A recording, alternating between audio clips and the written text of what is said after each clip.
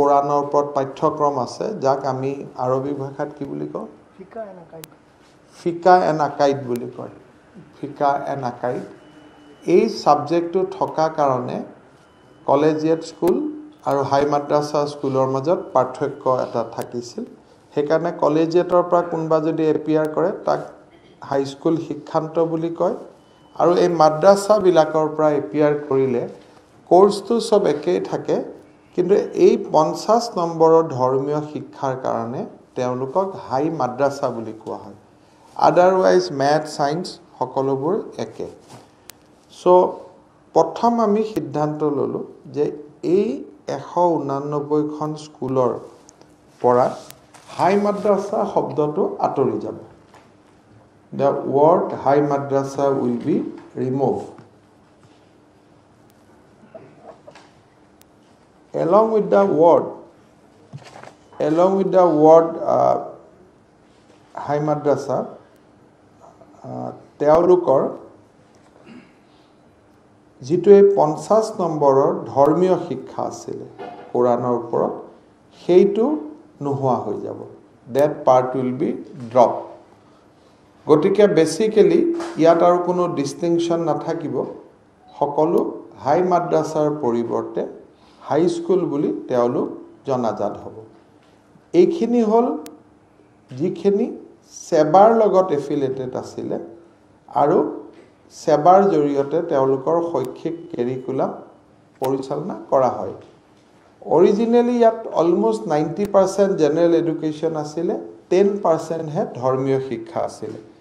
গতিকে 189 স্কুলৰ পৰা ধৰ্মীয় শিক্ষাখিনি আঁতৰি যোৱাৰ লগে লগে গুটে হাই মাদ্ৰাছা বিলাক সেকুলাৰ হৈ পৰিব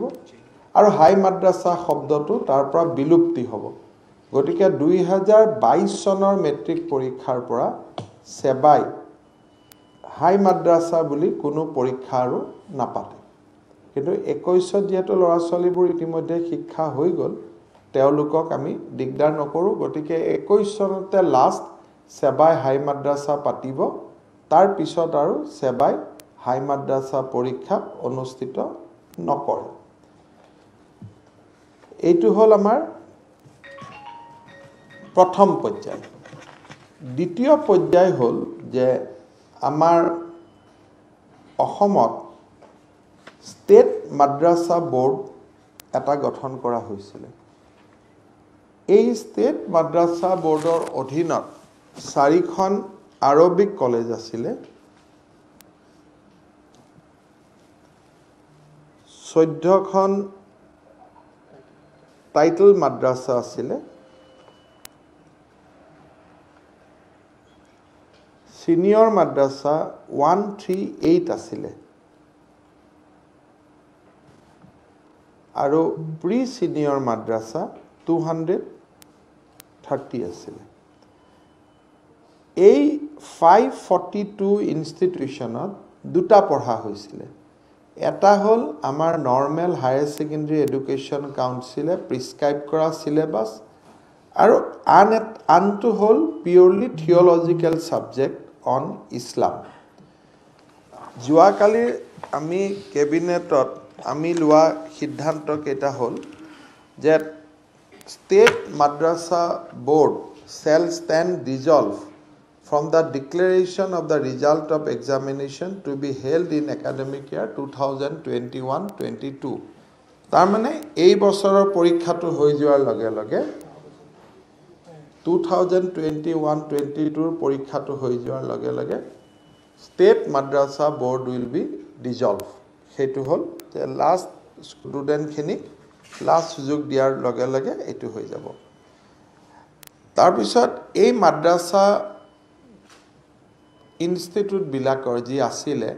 তেওঁলোকৰ একাডেমিক যেটো অথৰিটি আৰু এডমিনিষ্ট্ৰেটিভ অথৰিটি সেইটো ডাইৰেক্টৰ সেকেন্ডাৰী এডুকেশ্যনলৈকে ৰূপান্তৰ হ'ব এই গুটেই মাদ্ৰাছা বিলাকৰ নামৰ পৰা মাদ্ৰাছা শব্দটো নোহোৱা হৈ পৰিব তৃতীয়তে এই মাদ্ৰাছাত যিবিলাক থিওলজিক্যাল কোৰ্স পঢ়োৱা হৈছিল সেই থিওলজিক্যাল কোৰ্স বিলাক উইথ এফেক্ট ফ্ৰম 1/4/21 বন্ধ হৈ যাব থিওলজিক্যাল কোৰ্স মানে ইসলামিক যেটো কোৰ্স আছিলে সেইবিলাক বন্ধ হৈ যাব এওঁলোকৰ শিক্ষকসকলে আমি যিবিলাকে থিওলজিক্যাল সাবজেক্টত শিক্ষা দান দিছিল তেওঁলোকক আমি ট্ৰেইনিং কৰাম যাতে তেওঁলোকে জেনাৰেল এডুকেশ্যনৰ ওপৰত তেওঁলোকে ল'ৰা ছোৱালীক পঢ়াব পৰা অৱস্থাত আহি যায় যিমানবিলাক আমাৰ আৰবিক কলেজ আছিল এই আৰবিক কলেজবিলাক এই সিদ্ধান্তৰ বেচিছত তেওঁলোকক হায়াৰ সেকেন্ডাৰী স্কুল হিচাপে ৰূপান্তৰিত হ'ব আৰু আৰবিক কাউন্সিলবিলাক হায়াৰ সেকেন্ডাৰী এডুকেশ্যন কাউন্সিলৰ অধীনত যাব আৰু তাৰ শিক্ষাটো কাউন্সিলৰ শিক্ষাটো আৰম্ভ হ'ব ঠিক তেনেকে প্ৰি সিনিয়ৰ আৰু সিনিয়ৰ মাদ্ৰাসা এওঁলোকৰ কেৰিকুলামটো SCRT কেৰিকুলাম হ'ব তাৰ মানে যেটো নৰ্মেল এডুকেশ্যন হেতু আৰম্ভ হ'ব এইখিনি কৰিব যাওঁতে আমাৰ এখন বিধানসভাত আমি আইন এখন আনিব লাগিব যত মাদ্ৰাসা যিখন আইনৰ অধীনত প্ৰভিন্সিয়েলাইজ হৈছিল সেইখন আমি ৰিপিল কৰিব লাগিব আৰু সেই ৰিপিল কৰা আইনখন অহা 27-28 এই মাহৰ শেষত যি বিধানসভা আছে তাত আইনখন আহিব আৰু চৰকাৰে সেইখন পাস কৰাবৰ কাৰণে যত্ন কৰিব বাকি most of the work can be done by amending rules আৰু issuing notification কালি ক্যাবিনেটে সেইখিনি অনুমোদন দিছে so next 3 to 4 daysৰ ভিতৰত আমাৰ নতুন ৰুলখনো নটিফাই হ'ব যত মাদ্ৰাসা এডুকেশ্যন নাথাকিব আৰু বাকি নটিফিকেশনৰ থ্ৰদি যিখিনি কৰিবলগীয়া কাম যে মাদ্ৰাসা ৱৰ্ডটো উঠি যোৱা হাই মাদ্ৰাসা ৱৰ্ডটো উঠি যোৱা থিওলজিক্যাল সাবজেক্ট খিনি উঠি যোৱা এইখিনি আমি অধিসূচনা মতে কৰিব পাৰো এইখিনি অধিসূচনা হ'ব সো যদি আমি টেকনিক্যাল টাৰ্মসটো বাদ দিও সিম্পল হ'ব যে মাদ্ৰাসা বোৰ্ড নাথাকিব সেবা আৰু কাউন্সিললৈকে এওঁলোকৰ একাডেমিক এক্টিয়াৰটো আহিব এডমিনিষ্ট্ৰেটিভ অধিকাৰটো ডাইৰেক্টৰ অফ সেকেন্ডাৰী এডুকেশ্যনত আহিব আৰু এই মাদ্ৰাসা বিলাকৰ পৰা মাদ্ৰাসা নামটো নোহোৱা হৈ যাব নামৰ লগত থিওলজিক্যাল সাবজেক্ট বিলাক নোহোৱা হ'ব তাৰ জায়গাত জেনাৰেল অংক বিজ্ঞান আদি সাবজেক্ট চলা আৰম্ভ হ'ব গতিকে এইখিনি আমাৰ মাদ্ৰাসাৰ ওপৰত সংস্কৃত টুলবিলাকো আমি কনভাৰ্ট কৰিম সেইকেইটা হ'ব বেসিক্যালি কুমাৰ ভাস্কৰ বৰ্মা ইউনিভাৰ্সিটিয়ে এই সংস্কৃত টুলবিলাকত এটা ভাৰতৰ ইতিহাস আৰু সংস্কৃতি তাৰ ওপৰত এই সংস্কৃত টুলবিলাক তাৰ অধ্যয়ন কেন্দ্ৰলৈ ৰূপান্তৰিত হ'ব এটা ডিগ্ৰী আৰু ডিপ্লোমা কোৰ্স চলিব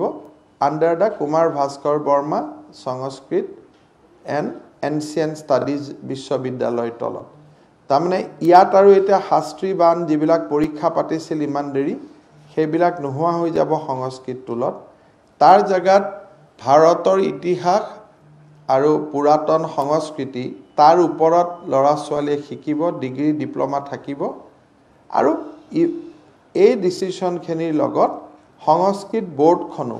ইনফেক্ট আগতেই নোহোৱা হৈছিল এওঁলোক ভাস্কৰ বৰ্মাৰ অধীনলৈকেও গুচি গৈছিল কিন্তু বেসিক্যালি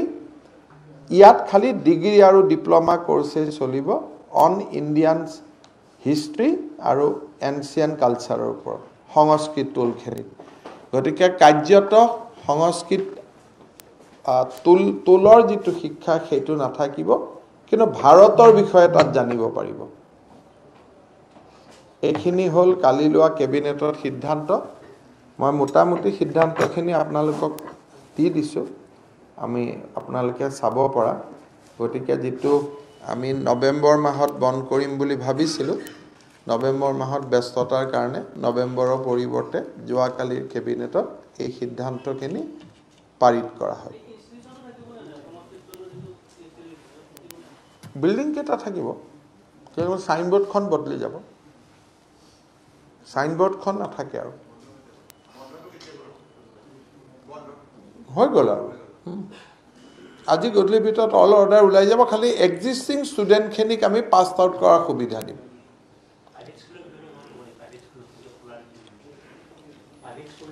প্ৰাইভেটবিলাকক খেৰাজী মাদ্ৰাছা বুলি কয় তাৰ ওপৰত আমি কোনো সেইটো এটা বেলেগ এটা টপিক আছিল যে প্ৰাইভেট স্কুলবিলাকে যেতিয়া খুলিব খোজে ৰেজিষ্ট্ৰেশ্যন কৰোঁতে DSC অফিচত বহুত সময় লৈছিল গতিকে ইজ অফ ডুইং বিজনেছত আমি কৈছোঁ যে তেওঁলোকে এতিয়া অনলাইন এপ্লিকেশ্যন কৰিও যদি আমি লিখি দিয়া কণ্ডিশ্যনখিনি পালন হয় তেওঁলোকে ৰিকগনাইজেশ্যন পাব সেইটো বেছিকেলি প্ৰক্ৰিয়াৰ সলসলনি বাকি কোনো তাত বিশেষ আন কোনো ইস্যু নাই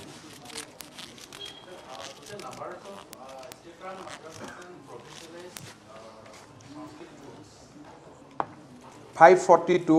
madrasa, 141 high madrasa. সংস্কৃত টোল 97 আছিল সংস্কৃত টোলৰ ক্যাৰেক্টাৰটো বহুত বদলি না যায় তাত ভাৰতৰ বিষয়ে শিকিব পাৰিব ভাৰতৰ ইতিহাস আৰু পুৰাতন সংস্কৃতি 97 মাদ্ৰাসা 542 সৰকাৰি মাদ্ৰাসা 141 হাই মাদ্ৰাসা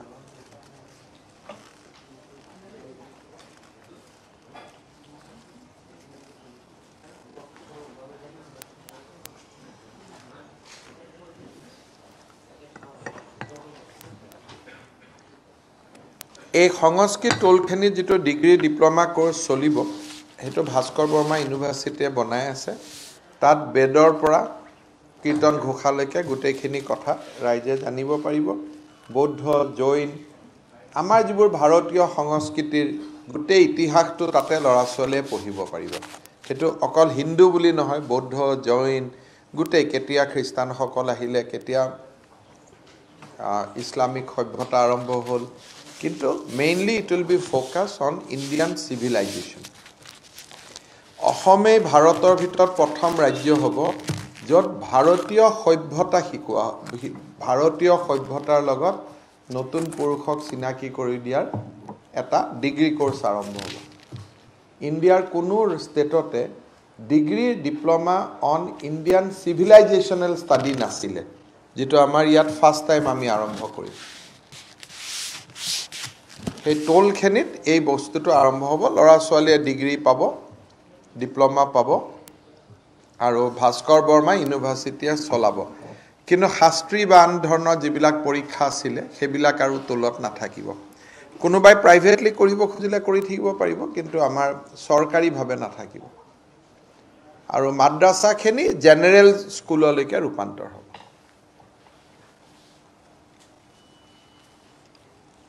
দুই এটা বিধানসভাত অনুমোদন লাগিব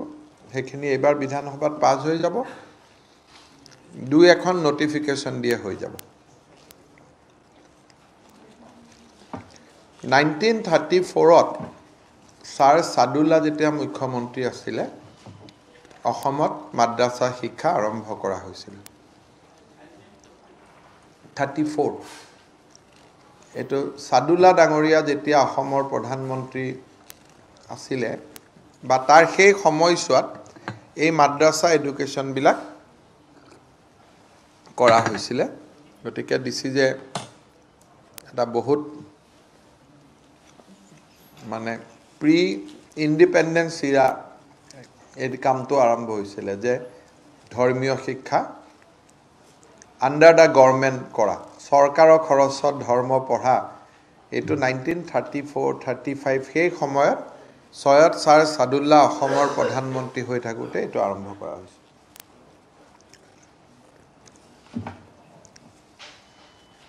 গতিকে এটো এটা আমাৰ হৈ গ'ল আৰু বাকিটো মই যোৱা প্ৰেছ কনফাৰেন্সত আপোনালোকক কৈছো যে 1 তাৰিখৰ পৰা স্কুল কমপ্লিট খুলি যাব আৰু গাইডলাইন এডুকেশ্যন ডিপাৰ্টমেন্টে উলিয়াই দিব আৰু বেসিক্যালি 1 জানুৱাৰীৰ পৰা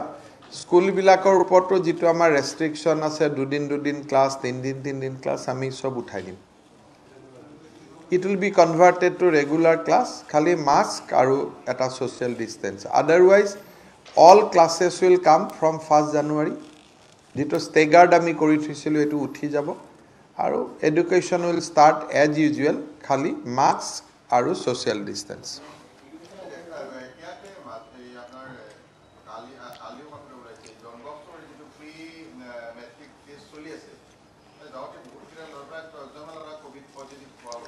হবতো নালাগে কাৰণ কালি কোভিড হৈছে মাত্ৰ 20 জন মানুহৰ কামৰূপ মেট্ৰত যোৱা লাষ্ট 10 দিনত কোভিডৰ সংখ্যা 20-25 আৰু মেইনলি এয়াৰপোৰ্টৰ পেছেঞ্জাৰ তেনেকে স্কুলৰ পৰা 10 কেতিয়াবা কি হয় এজনৰ হলে ওচৰত থকা সবৰ হৈ যায় মাজতে এখন বিয়া হৈছিল একেলগে 35 জনৰ হল কিন্তু বাই এণ্ড লাৰ্জ অসমতো এতিয়া 100টাৰ ওপৰ 100-150টাতকৈ গোটেই অসমতে কেছ নাই গতিকে আমি academic restriction all restriction will be withdrawn from 1st January কাৰণ আমি আমি দুমাহ দেখিছো দুমাহতে এটো কন্ট্ৰোলত আছে আৰু ইমান ডাঙৰ বিটিসি আমি সকলোৱে কম বেছি ভায়োলেট কৰি পেলাই ক্যাম্পেইন কৰিছো কিন্তু কোভিডটো বঢ়া নাই তাতে দুটা চিৰাং ডিস্ট্ৰিক্টত 0 কবাত বাস্কাত এটা কোকৰাঝাৰত দুটা এনেকৈ আছে তাৰ পৰা বুজা যায় যে অসমত কোভিডৰ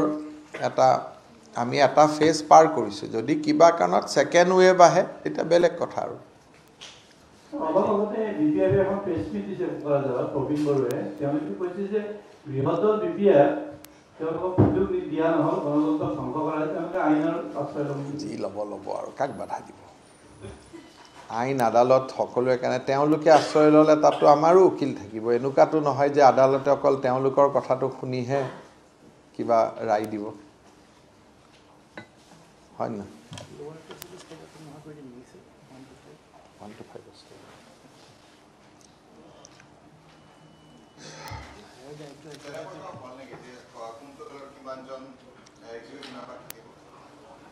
5 জন ব্যক্তিয়ে অহাকালি শপত ল'ব 2 জন ইউপিপিএলৰ পৰা আৰু বিটিসিৰ চিফ আৰু ডেপুটি চিফ দুইটাই ইউপিপিএলৰ লগত থাকিব ভাৰতীয় জনতা পাৰ্টিৰ পৰা 2 জনে শপত ল'ব আৰু এজন জিএসপিৰ শপত ল'ব কালি 5 জনে শপত ল'ব 2 from BJP 2 from UPPL 1 from GSP কিন্তু বিজেপিয়ে চিফু লোৱা নাই ডেপুটি চিফু লোৱা নাই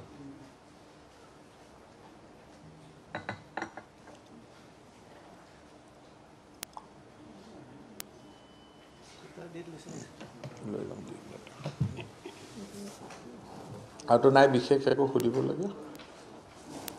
ঠিক আছে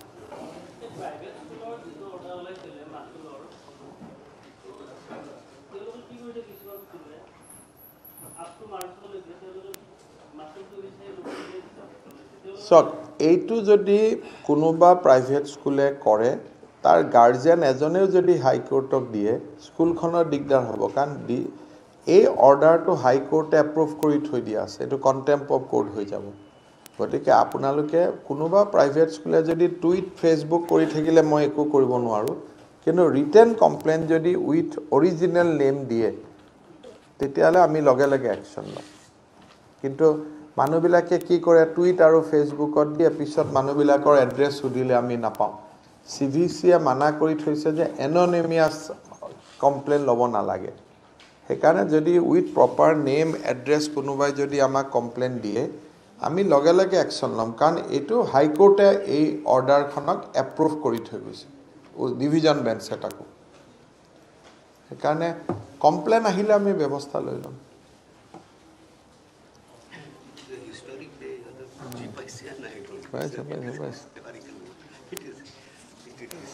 এটো আমাৰ মানে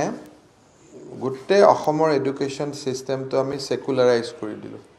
বহুত ডাঙৰ এটা ঐতিহাসিক সিদ্ধান্ত আছিল 1934ত আৰম্ভ কৰা প্ৰেক্টিস এটা we could stop এটো আপোনালোকক মই নোটটো দি দিছো সবখিনি পাবই তাতে XP approve কৰিলে সেকেন্ডাৰী কেবিনেট যাব লাগিব স্যাৰ যাব লাগিব কানাগত কেবিনেট হৈ হৈছিল ধন্যবাদ